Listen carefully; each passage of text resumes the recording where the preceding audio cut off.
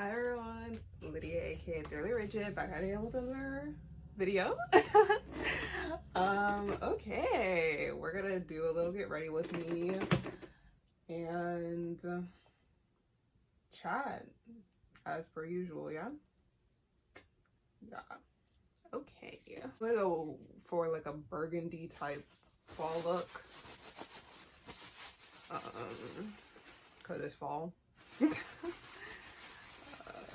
I think I'm gonna no music today. I need to think. I wanted to talk more about like the Aries-Libra axis. Okay, so the general themes of each sign. Libra is all about relationships. It's all about marrying people. It's also about like contracts and like partnerships. You know, like you and somebody else. Okay, relationships. Aries, obviously, complete opposite because it's the opposite sign. It is the self. It's about you, me, myself, and I. You know, underdeveloped Aries energy is very selfish, inconsiderate, but we don't really care about that. We care about the developed sides of each sign. Okay, so developed Aries, they take action. They're the leaders and the creators and the builders of their own life. They're not the most, even the most developed Aries is not going to be the most mature, but they're going to take action. They're going to go after what they want. Okay, because that's why they're here. They're not here to, it's not about the people with them, you know? It's about themselves. And as long as they're doing what they should be doing in this lifetime, they're good. Okay, they're not going to get in anybody's way. They're not going to trample on anybody to get to where they're going. It's all about staying in their own lane and just moving forward with them. They're not supposed to think before they do. They're supposed to follow their instinct. Okay, that's the highest way that an Aries you can operate with Aries energy. You have to you get a feeling, you get that urge to do something. It feels right, you do it. Okay, that instinct. It's not even intuition. It's a ignition, and then you go. I think when Aries, I feel like the worst way an Aries can operate is if they think too much, if they overthink before they do. I don't even like, Aries are not wired to overthink. They should not be thinking. And that's just how they operate. Now, is that how you should operate? Is that how, if you're not an Aries or if you don't work with Aries energy? No. Okay? No. That's how they get their stuff done. Everybody gets their stuff done differently. But I will say this, every year, Aries season rolls around. And so we have to face that energy, whether we like it or not, whether it squares us and it creates tension, whether it opposes us and creates this magnetic field around us that creates opposition and obstacles that kind of redirect us. Every type of energy can be beneficial, of course, but I want to focus on this axis, okay? Because with this full moon in Aries, we're being called to pull back from others' opinions, projections, and perceptions of who we are and how we operate. That's my main point, okay? And that goes for everybody. Now, am I saying be impulsive? Am I saying operate like an Aries? No. But am I saying that you can use that Aries energy of action and go getting that Mars energy, that Martian energy? Of course, yes, always. Because we all have a Mars placement, whether or not it's an Aries. We all have a Mars placement. We all have masculine energy. We all have that go-getter in us. It's going to show up and operate differently, of course, because it's going to be different signs and we're just wired differently. Okay, and that's the beauty of it. That's the beauty of it. We can get two people can get the same thing done at the same level of efficiency in two completely different ways. Okay? There is not just one way to do something. And the best way for you may not be the best way for somebody else, and vice versa.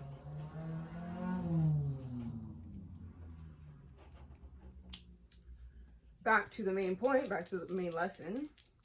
Right now, If you don't know your most efficient way of doing things, you got to find out. This is the perfect time to find out.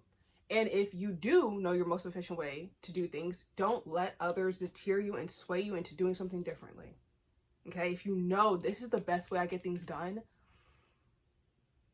don't let somebody else say, hey, do it this way. This is not the time. Okay? When we have that Libran energy of like, we're supposed to be learning from others and people are acting as direct mirrors to us, I mean, it's gonna be similar with Aries energy, whereas people reflect because it's the same axis, so same themes, just different ways of appearing, different appearances. It shows up differently. With the Libran energy, it's like, okay, I gotta learn from somebody. Okay, they're suggesting this, I should consider it. Even if in the end you disagree, you still learn something about yourself, right? Now it's like, no, I know what I need to do and I'm gonna do it. Get out of my way. Okay, it's not about being ruthless. It's just about acknowledging and respecting your individuality and yourself and how you operate and take action towards your goals and whatever you want. Okay?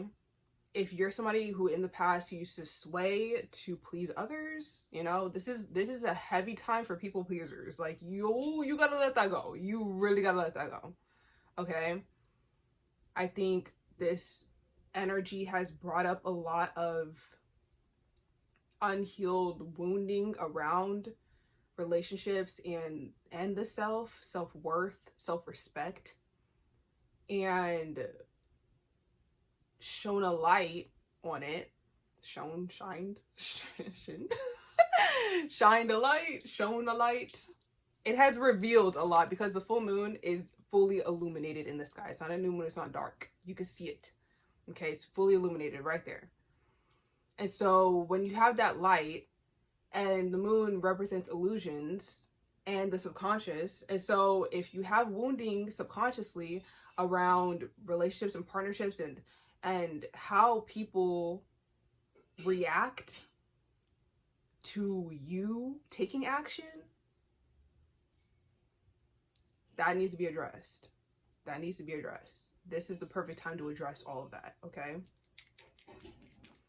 And it, depending on what chakra you operate from the most, it can be very heavy. So let's say you're somebody who you operate your through your solar plexus chakra the most, which is like on your stomach, like right above your belly button. Okay, that's like your core stomach. Okay, it's gonna feel heavy there, and the solar plexus chakra rules confidence and self-worth, and also how you take action, what ignites you, what motivates you. Okay, motivation. So if you're somebody who's dealing with wounding around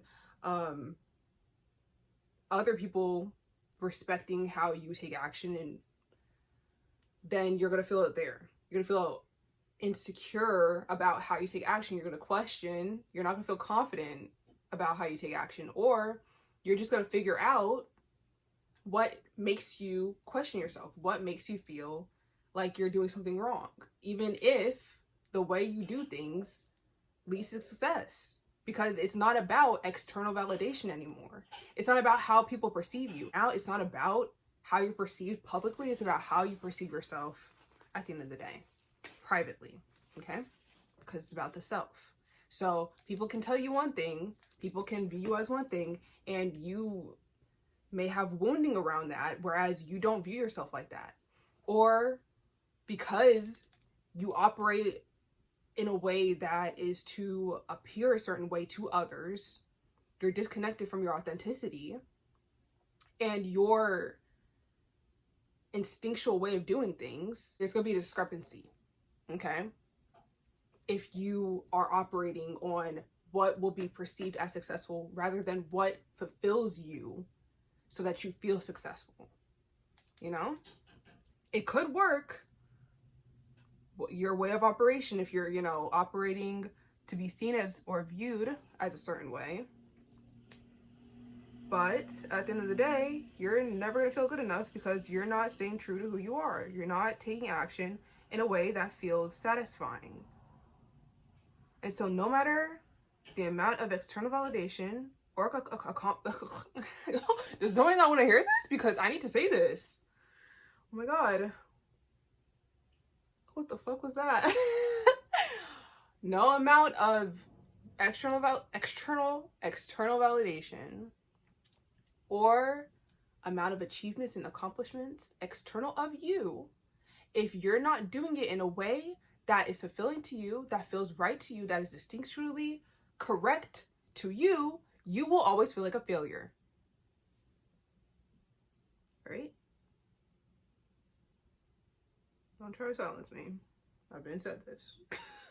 I said it. I'll say it again. All right? You will never feel satisfied. You will, and that's imposter syndrome. You'll always have imposter syndrome. You can be like, I don't deserve to be here because I'm not doing it the way I'm supposed to be doing it. And it's not that you don't deserve to be there, it's that you're there for a reason, but you're there to do it your way, not somebody else's way. Okay, especially if you're in a field where, like, okay, there's people who did it before you, who accomplished XYZ. You're there to show a different way of accomplishing whatever you're accomplishing, okay? You're not there to do things like other people or accomplish maybe even the same things. It's not even about like being the best or being better. It's about doing it in a way, showing people that it can be done differently. Okay? That you don't have to have XYZ to do what you want to do. You can find a way. If you're meant to do that, if you're meant to accomplish whatever, you will. Okay? You don't have to go the traditional route. Okay? You're not there to be like everybody else. You're there to show a new path, to pave a new way. Okay? And more often than not, paving a new way of doing the same thing sometimes is more difficult than being the best at said thing. So like, let's say,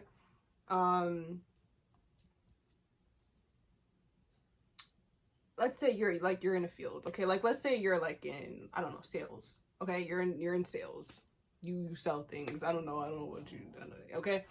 And everybody's like, this is how you do this. Is the order of operations. Okay, this is how you do this. And you're like, okay, I want to be the best, so I'm just going to do it their way. Excuse me. But how are you going to even be the best? Excuse me. Oh, I'm getting somewhere.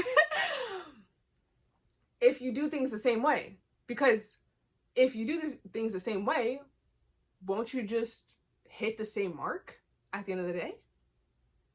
If you want to be better, you have to do things differently.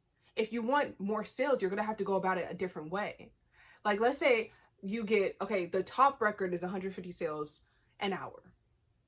And you're at 50 because you're new, okay? And you start doing things their way. And so you hit that 150. And everybody's like, oh my God, congratulations, that's great, that's great. But you cannot break 150 because you're doing things the same way. And if you keep doing it the same way, then the best you can do is 150. You'll never break that record. So what do? You're like, I feel like I could do this differently. And then that'll give me more sales. But everybody's like, that's not how we do it. That's not how we do it. That's not how we do it. Okay, this works. Yeah, it works, but it will never exceed this limit. And you're like, okay, I'm going to do things my own way then. You change that one thing because you're like, I want to be the best. But more than that, I just feel like I can do better. I just feel like this should change. I feel like this is a way. And the thing about it is that nobody else could do it that way except for you.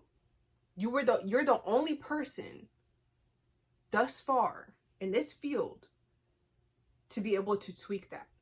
Because nobody else was capable. Nobody else was even capable. Because first, they couldn't even see the vision. And second of all, they just didn't have the skills or the ability to innovate. They didn't until you came along and you saw this and you're like, I could change that and I could do better. And even if there was a chance of failure, you're like, you know what? I need to try this because it feels right. Okay, and nobody else had this vision. Nobody else had this instinct until I came along. And so you tweak it and voila, 200 sales. Everybody's like, how did you do that? How did you do that? Like, I followed my instinct. I felt it and I went after it. Even when everybody else said, no, that won't work, or no, you'll get worse sales if you change that. If you change anything, you'll get worse. This is the order of operations that works the best. And it was the best until you saw better. Now, if you didn't do that, who the hell was going to do it? Nobody was going to do it because nobody even saw it. Nobody thought it was possible. And when you said, oh no, I could do it this way, they didn't believe in it. And so they were not capable of even executing that shift, that change.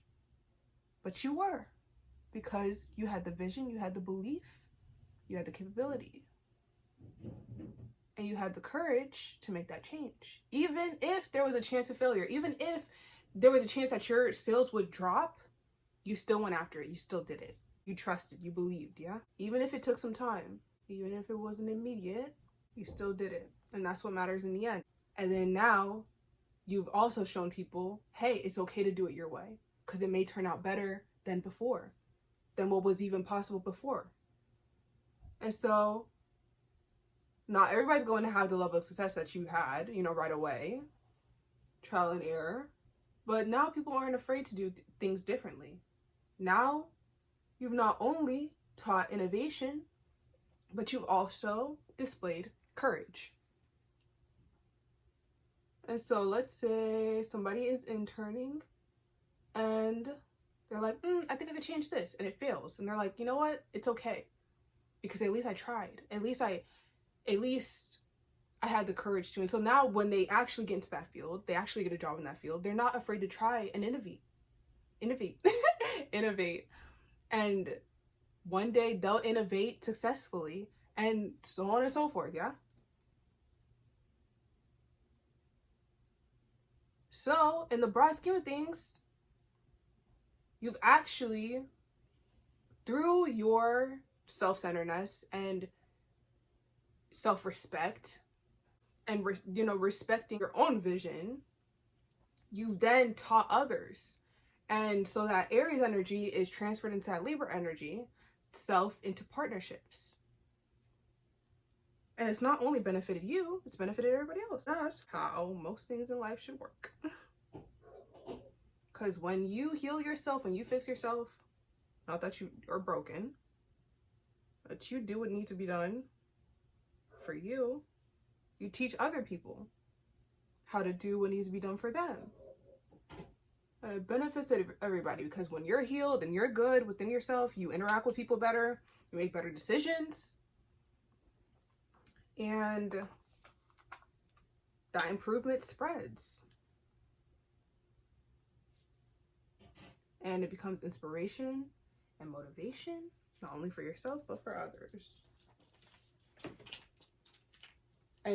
But the thing about it is, it wasn't a goal. It started with something, some would say selfish, selfishness.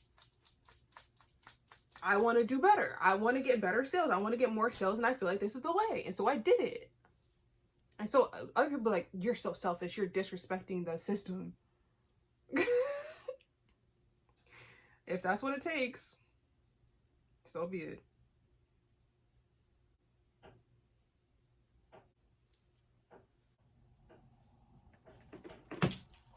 But now it's benefited everyone.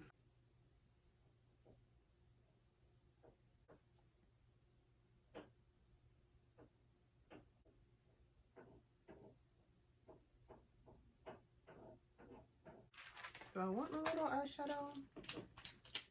I always do this. I'll do a little eyeshadow, a little shading.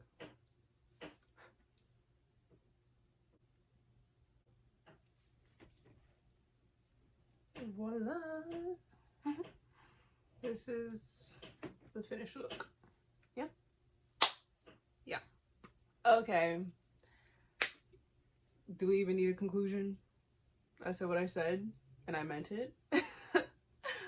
innovate, trust your instincts, and don't be afraid to switch it up and do things your own way. And you're showing people how to be courageous by being courageous. And that doesn't mean not fearing, you know, making that change, but do what you gotta do. Do what you're meant to do.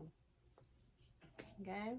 Anyways, I love you all, and I'll see you in the next one. Give this video a thumbs up if you liked it. Comment down whatever you want to say down there, and subscribe for more. Bye-bye.